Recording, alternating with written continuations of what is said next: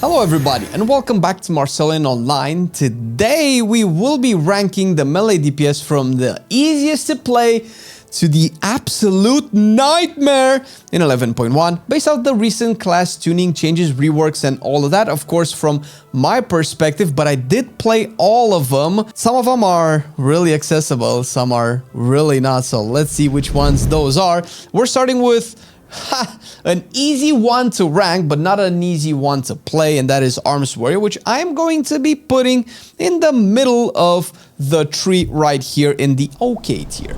Arms is not particularly difficult, nor is it particularly easy to play. It has sometimes some unintuitive playstyles as to when you normally use Overpower, when you normally use Execute. It sounds like you should probably use Execute over Mortal Strike. That's not always true. And depending on which hero town you play, things will probably change a little bit in its history and going in forward as well, depending on the sim theory crafted way to best play arms efficiently. You sometimes can pool rage or have to dump too much rage really quickly, and this normally changes even within the context of the same patch. It's not bad, but it's not hard either, so I guess it would be a nice spec to start with. And if you want to support us, you can also start with our Patreon. I'm just saying, listen, the patrons, who are also the supporters and sponsors of this video, are people who are basically keeping our dream alive, and we like to give some back. So if you ever decided to support your boys here at Marcelian Online, you can check our Patreon link down below, or patreon.com/marcelianonline, and be a part of the team. We also like to give back, and you will be getting access to monthly Patreon bloopers, podcasts, and especially customizable wallpapers in 4K glorious resolution, immortalizing your own character on your desktop in cool ass fashion. So thank you, patrons, for supporting this video. Let's go next to Assassination, which is a little bit harder than Arms, let's say. So I will put it here on Arms. Now, sometimes it has playstyles that are particularly very easy to pull off in raids and single target. Assassination can be the snooze fest of the Rogue class. It depends exactly on what goes into optimization, considering that I think snapshotting is almost entirely gone outside of Kingsbane, and even that is sometimes debatable. But it can be a little bit tricky in AoE, and if you play Deathstalker, moving your mark around can require a little bit of skill expression. There are some dungeons and encounters that do not really favor that too much, but it's still one of the best performing rogue specs at the moment, so you're gonna have a lot of time, but you will get a little bit hectic in AoE. I'm just saying. It's not that bad. It's not that bad, but it is, let's say, a little bit harder than Arms, I would say. Outlaw. Stark contrast between Outlaw and Assassination, or let's say Outlaw and Arms, is that Outlaw is sometimes a nightmare to play. It can get really hectic really quick, to the point where you probably cannot really play this spec without actual weak auras, since you will be tracking specific things that are very hard to tell, and your basic UI does not show them efficiently. They might be in the top corner of your screen. You might need weak auras for it, which is kind of a marker of a difficult spec to play, but also a little bit of a pain in the butt sometimes, I do have to say. However, in its complexity and in its difficult to pull off, Outlaw shines with some of the most fun rotations out there that you can have on a melee, as long as you do get used to the fact that you might have to practice a little bit on the training dummy. Survival Hunter is maybe about as difficult as Arms. I'm not sure exactly if I should put it in OK tier or a little bit into the harder tier. I feel like so long as the design of survival is streamlining the resource generation and the overflowing of GCDs, it gets significantly easier to play and more intuitive, and they are actually working consistently in this direction. I think I'm gonna put it in the OK tier. It used to have some complex interactions with certain spells, and some of its rotations and flow of the gameplay weren't very intuitive, and that sometimes can happen based off of the tuning and reworks, because survival kind of gets slight reworks to some abilities every couple of patches, and that kind of changes the priority, where you would use something like Butchery in single target for a big ass bleed that now it's going away, or at least is not as strong in single target, to kind of force you to use an AoE ability in single target, which is sometimes unintuitive, but overall it's not that bad. Moving to enhancements, probably to nobody's surprise if you ever have seen the spec, logged into it, or watched somebody else play it, Enhancement is also a goddamn nightmare to play. Quote unquote the piano spec, although it can be said about Outlaw as well. Enhancement has one of the most engaging type of rotation with maybe the most amount of buttons that you have to press for a melee spec in terms of, you know, getting all of your damage out. People like to say that Enhancement has button bloat. I am kind of on the fence with that definition because button bloat sometimes can refer to useless buttons that actually don't do anything whatsoever, they're just there for you to press for very minimal gain. But the devs have actually worked really well into kind of removing some of those buttons away so you don't feel forced to spam stuff like Ice Strike and Frost Shock at the same time. Now they're all like one button, for instance. But I think that with the design and where the direction Enhancement is going, it can get easier and easier and more intuitive for people to pick up. However, it's still one of the more difficult classes to pull off. Going into Feral has kind of like two ways to play, mainly. I realistically kind of play the same way, but Blood Talent is a talent that can significantly increase the difficulty of the spec, and if you don't play it, it becomes just like a very, very easy. So for instance, if you don't play Blood Talents, Feral can be easily an easy spec to play.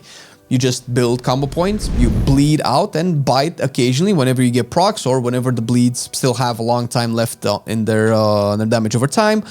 And that's about it. Matching cooldowns is fairly intuitive like most other DPSers. However, there is the snapshotting and the Blood Talents, which Blood Talents kind of accentuate the snapshotting a little bit. Now, snapshotting is a concept that has gone away in the recent years, and Feral might be the last vestige of this system. Essentially, what snapshotting refers to is if you pop a bleed on a target, that's damage over time, through its entirety of duration, that bleed will snapshot the power level of your character and keep that power baked into its damage. For instance, if you have all of your cooldowns up, potions and everything, let's say Blood Talents, which empower your finishers and your bleeds by default, you will put stronger bleeds out. But if those bleeds would tick out long after your cooldowns have dropped and you don't have that power infusion, the bleeds are still strong, and that's when the bleeds are essentially snapshotted. And if you do play like that, and if you do play Blood Talents where you optimize all of your finishers to be empowered, that is a little bit harder to pull off, so I would probably put it in okay. That could probably put Feral all the way up to Assassination level, where properly optimizing Blood Talents can be one of the more difficult things you do as a melee DPS, and it's not very intuitive a lot of the times, but let's say a safe middle ground would be probably in between the two. Frost Death Knight, people like to meme it that it's maybe the easiest, one of the easiest specs in the game. I don't think it's quite there yet, although it's not very difficult whatsoever. Even Breath of Sindragosa has become very streamlined and very straightforward in its playstyle and how you execute it. You kind of just press Obliterate and the occasional rhyme consume in Howling Blast, and that's about it. It doesn't really have any complex interactions. Maybe the Shattered Blade talent where you tap target, Frost Strike targets in AoE to kind of consume the dots, maybe, but considering that Enhancement kind of does that, and a bunch of other specs can do that as well, that doesn't really seem that difficult to pull off, and that wouldn't necessarily be a mechanic that personally I would consider to be difficult in any way. Frost is fine, Frost is easy. Fury is maybe about the same. A very fun spec, very flowy and very bursty in its damage, and that's about it. It's fairly straightforward when you're building the rage up towards Rampage and then consuming it. Maybe the only really difficult part that Fury seems to have, or Fury players seems to encounter, is making sure that you keep up your Whirlwind stacks while in AoE. So essentially every 3 to 4 globals you put in a Whirlwind, but then again that's not that difficult comparing it to what other specs have to do to pull off their damage. So I think easy is fine, maybe easiest, but I think I will save that spot for another spec, and that spec is not Havoc. Holy shit, have I been surprised. This might trigger a bunch of people, but Havoc can be a nightmare to play if you want to optimize everything, particularly for Fellscard. Aldrich isn't that much easier to pull off, but I think, if I'm not mistaken, Fellscard in 11.1 has approximately 17 spells in its opener. I want to say globals, but most people might not know what globals refers to, but spells, 17 buttons. You don't have 17 different buttons, but you have same spells that come up again, but they're used in different combinations and at different times in the rotation, and it's very important in which order you press these spells. So it ends up being like a 17 long globals opener that you have to do in this particular sequence to get the most out of your damage. And outside of that, it gets a little bit simpler, as with most specs that have a complex opener, but you kind of do this depending on your talents and your builds, every 20 seconds, every 40 seconds, and so on.